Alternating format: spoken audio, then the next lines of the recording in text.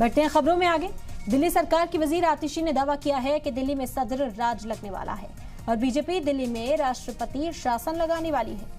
आतिशी ने कहा कि अफसरान की पोस्टिंग नहीं हो रही और अफसरान मीटिंग में भी नहीं आ रहे। केजरीवाल की गिरफ्तारी के बाद से आम आदमी पार्टी मुसलसल इसी तरह के इल्जाम लगाती हुई नजर आई है।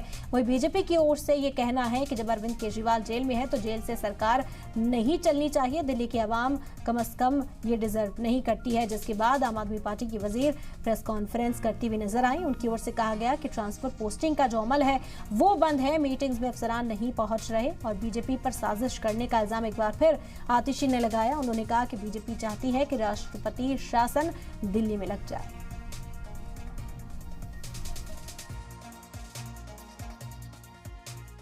अरविंद केजरीवाल की सरकार के खिलाफ जो ये षड्यंत्र हो रहा है वो है अरविंद केजरीवाल की सरकार के काम।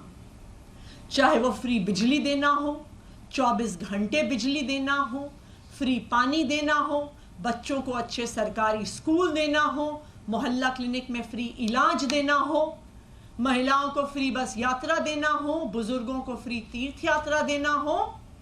इन लोगों को पता है कि ये कितनी भी कोशिश कर लें, दिल्ली छोड़िए किसी भी अपने राज्य में ऐसी पॉलिसीज को लागू नहीं कर पाएंगे।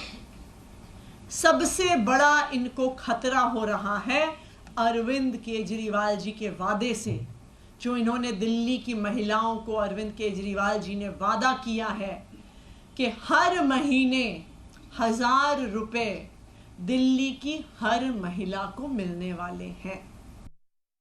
दिल्ली के अंदर कई विभाग खाली हैं, वहां पर अफसर पोस्टेड नहीं है, लेकिन फिर भी दिल्ली के अंदर किसी भी अफसर को नहीं लगाया जा रहा।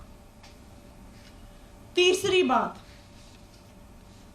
एलजी साहब पिछले एक हफ्ते से एमएचए को बार बार बिना किसी कारण के दिल्ली सरकार को लेके चिट्ठियां लिख रहे हैं।